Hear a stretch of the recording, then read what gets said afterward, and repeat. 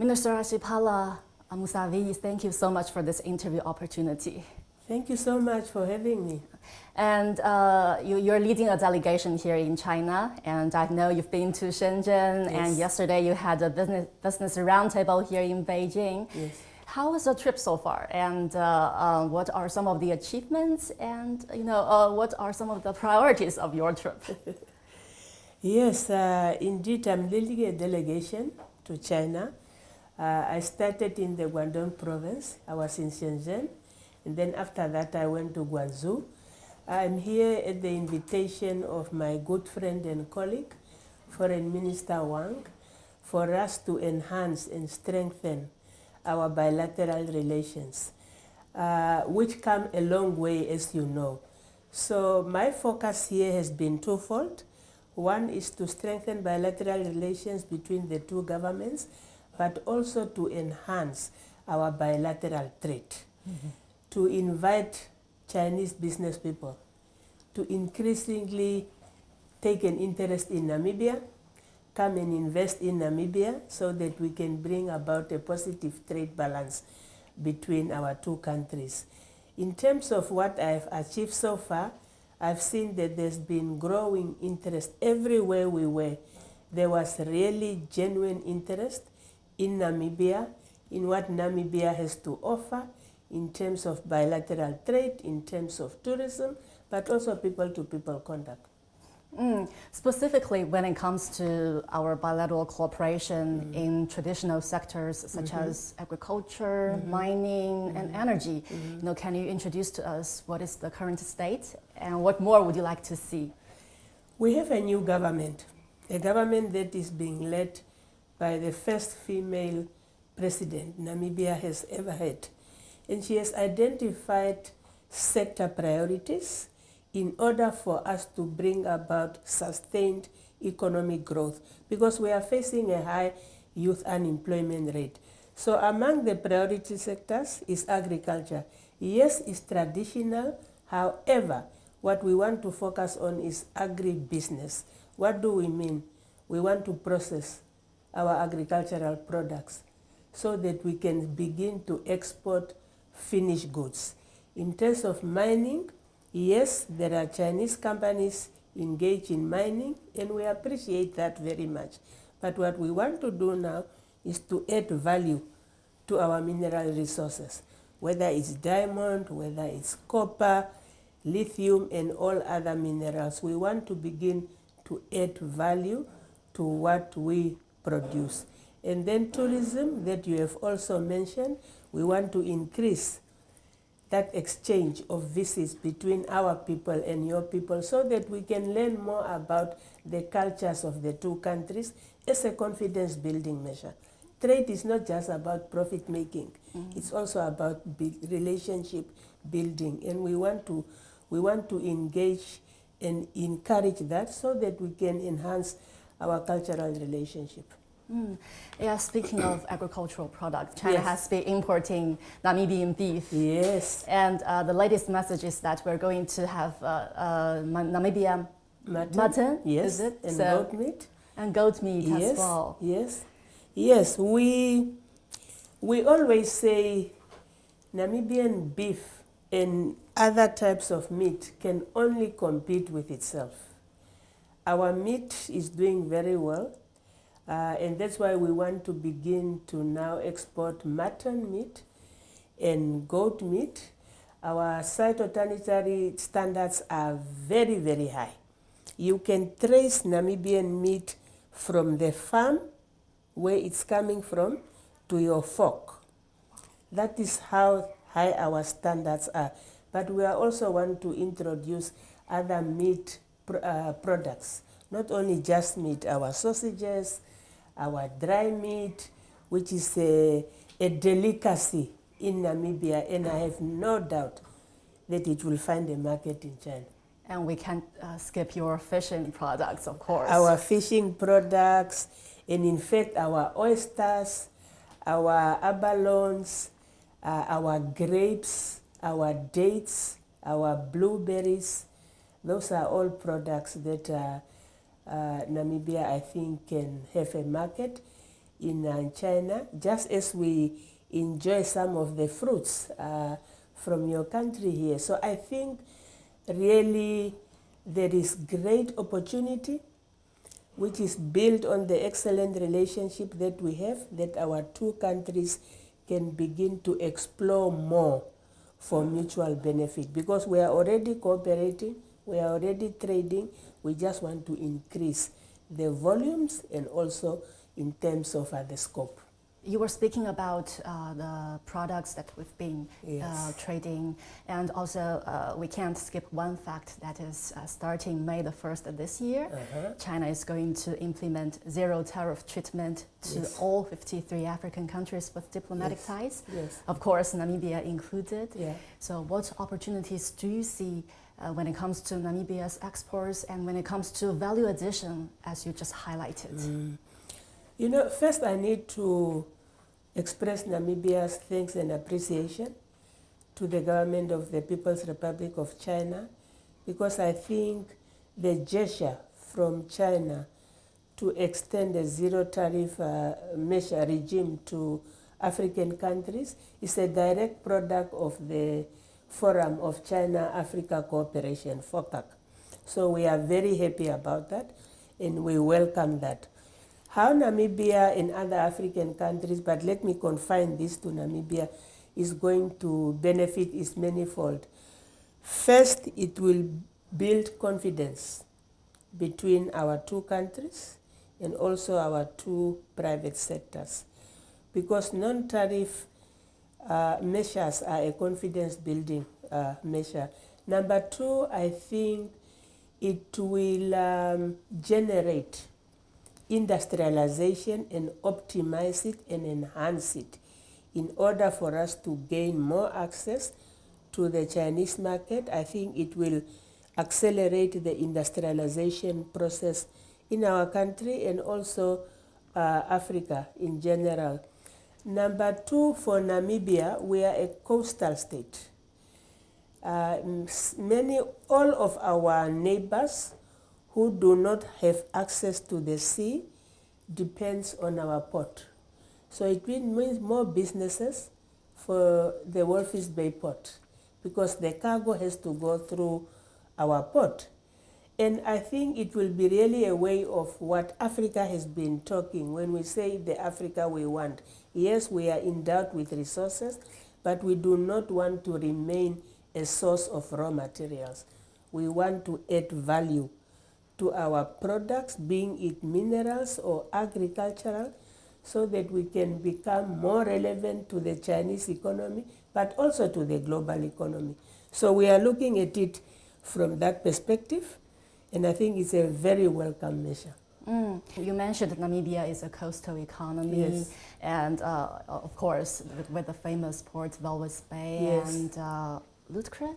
And Lutskrat. Yeah, Lutskrat. Yes, Lutskrat is becoming very, very relevant and critical. The fact that we have now discovered oil, it's a new industry.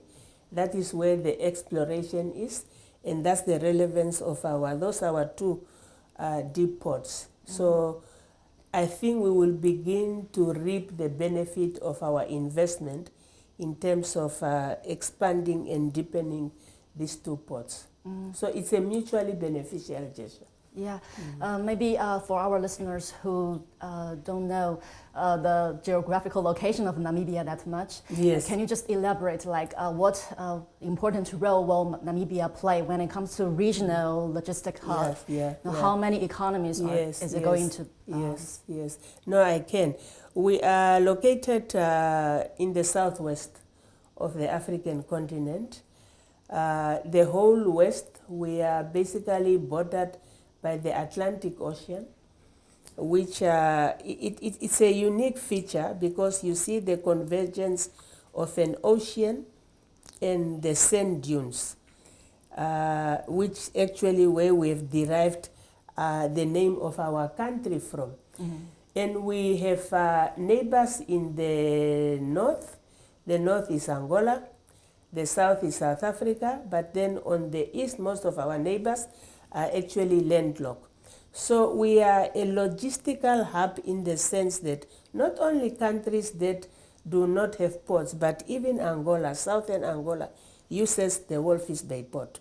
Then you have, as far as the Democratic Republic of Congo, they use the Namibian port. Zambia, Malawi, Zimbabwe, Botswana, they all use the Walvis Bay port. That's why we consider ourselves in the Southern African region. We are a gateway to the rest of Africa and to the rest of the world.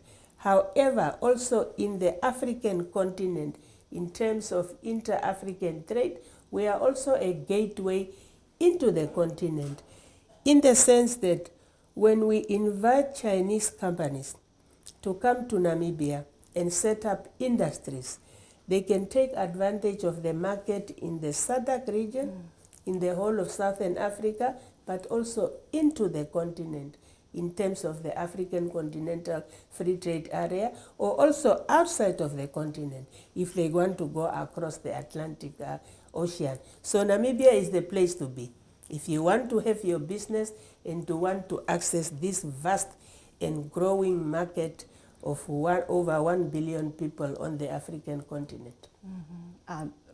Definitely quite a lot of potential to tap there. Yes. And speaking of those rising new sectors when it comes to bilateral cooperation, which are gaining momentum, be it digital economy, be it green development. I know China's green energy, green vehicles are playing an increasing role there in Namibia. So can you tell us what more can we do and what have we reached so far? You know, as I said, I visited Shenzhen, which I'm told is it's the equivalent of the Chinese Silicon Valley. I was quite impressed, really, about the digital advances of China. We have a young population, and we are encouraging them to take an interest into the Chinese economy. So in terms of bilateral cooperation, that is an area that we are also looking at. First, in terms of capacity building. As you know, a lot of our young people are in your country studying, and many of them are actually taking an interest in that area, which is good. Then, in terms of the green economy, we are becoming a major player in green energy, green hydrogen, and I see that there's also Chinese companies that are taking an interest, and in fact, we have been encouraging them to come to Namibia and explore, because the topography and the weather characteristics of Namibia are such that in terms of renewable energy, we have abundant sun, we have abundant wind. Those are all sources of energy. And we also have other mineral resources which we are looking at, because we have decided that in terms of our energy mix, we want to look at everything, because without energy, you cannot industrialize. And that is a sector that I'm very happy that more and more Chinese companies are taking an interest in terms of Namibia. You just mentioned young people. I know at yesterday's business roundtable, you spoke to a lady, Namibian student, right? Alina. She's now pursuing her PhD at China University of Geoscience, and you're encouraging her to be an ambassador for Namibia. Actually, I talked to her later, and she said she's so committed to bridging, the two countries and enhancing mutual understanding. Yes, I was very impressed. Really, first, I was very encouraged that she saw it necessary to come to our business forum, because she speaks your language, she engaged with ordinary people, business people, and this is what I've always been telling all our young people wherever they are studying, that we are all ambassadors for our country. We are here to promote relationships not only at the government level, but also at the people-to-people contact. And she is studying an area which is non-traditional. She's doing geoscience, and she's interested in mining, she's interested in the green energy, she's interested in AI. So you are actually grooming an asset that Namibia will use to the fullest advantage as soon as she completes her studies. And let me just tell you that she's very happy here. I also talked to her. She's enjoying her stay in China.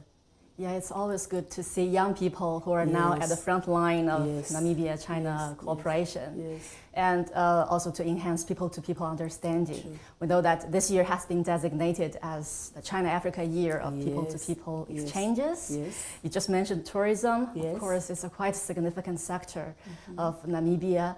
So how significant do you think the Chinese market is to Namibia when it comes to tourism? And I'm wondering if there is going to be any facilitation policies from your government that will further facilitate such travels, or be it a visa or flight. I think our visa is maybe one of the easiest to access. That's what I think, because I'm an ambassador myself. I have headed many of our missions, and I know that as long as you meet the requirements, it's not difficult to get a visa. So in terms of travel between our two countries, it's true we do not have a direct travel yet, but I'm sure in the future that will come.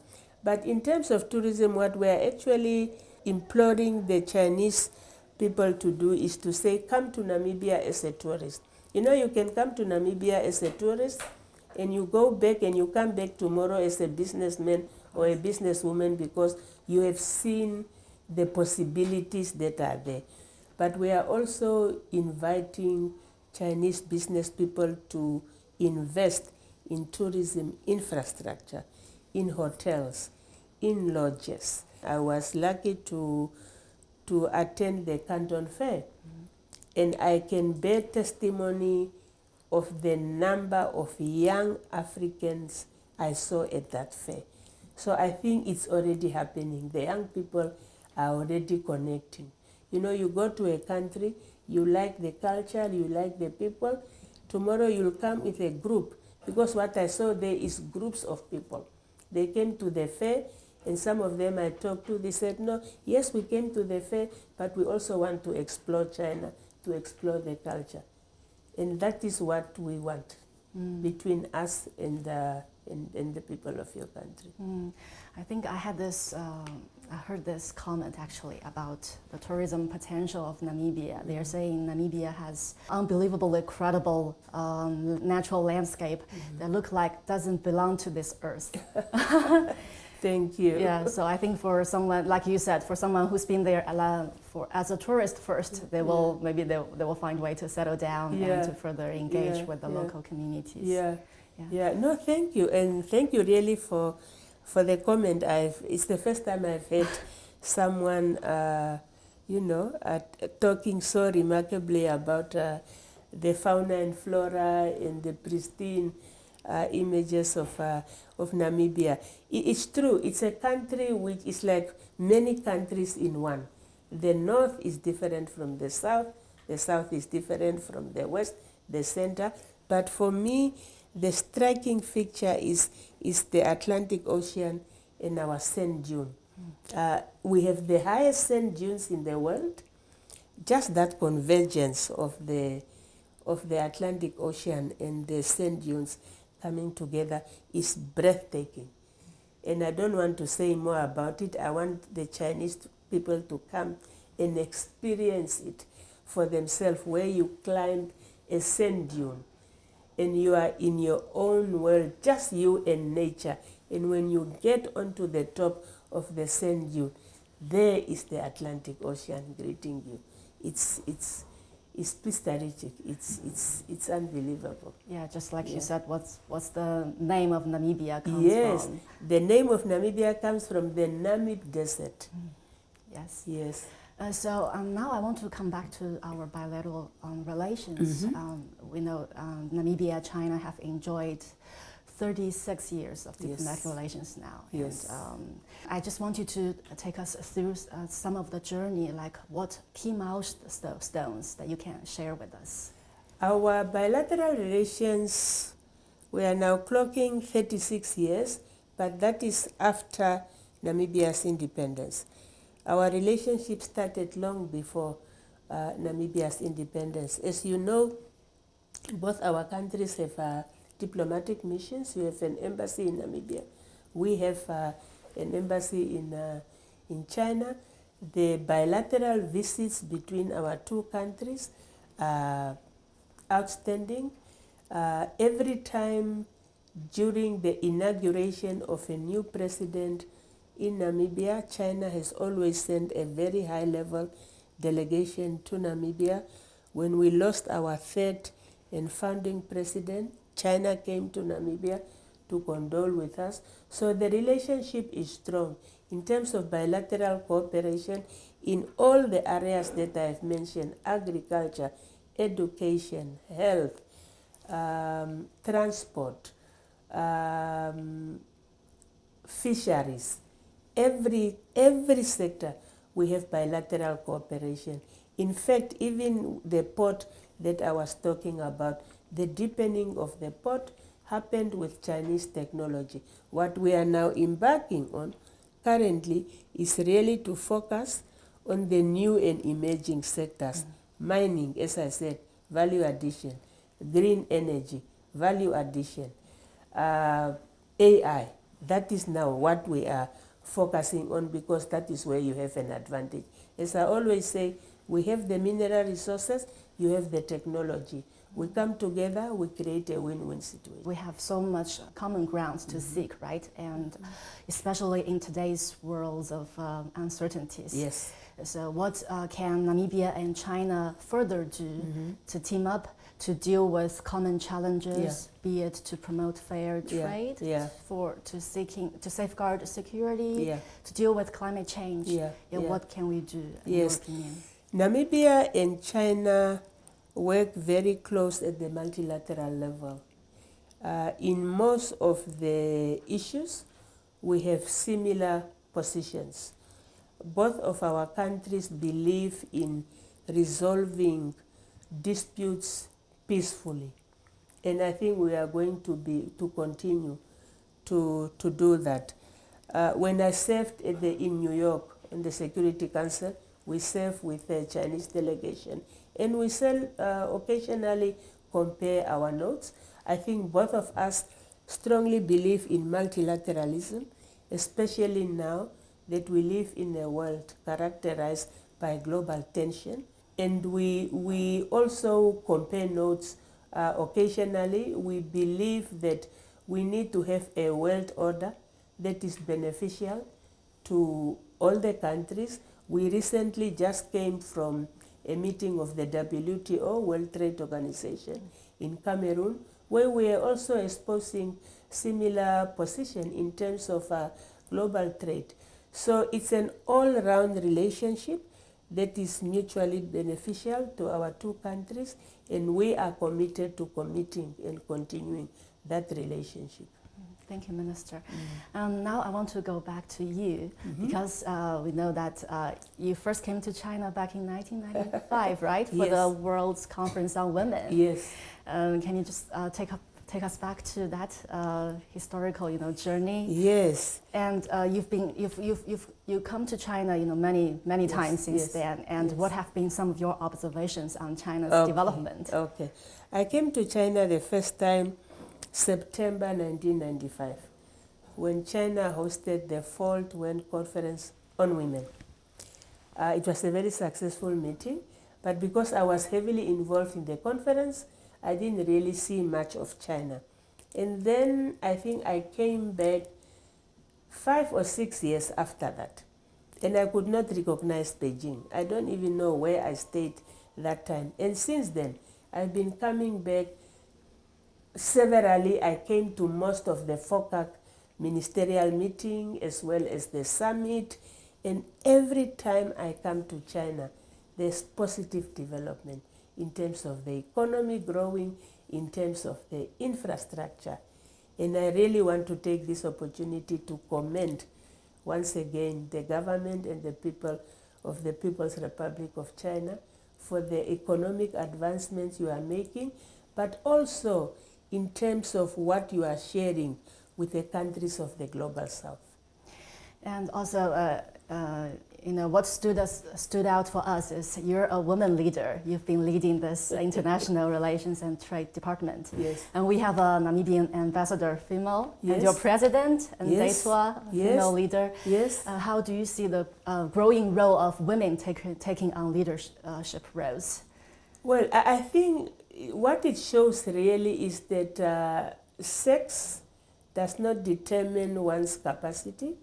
It's the commitment and the devotion you bring to your work. It simply means that women can also lead. That's how I look at it. Thank you. Thank you very much. I'm so encouraged. Thank you very much, And keep it up. You're also a woman journalist. So we are all doing what we can to encourage the younger one, the girl child, the boy child, that you just have to be passionate about what you are doing so that we can make the world a better place for everybody.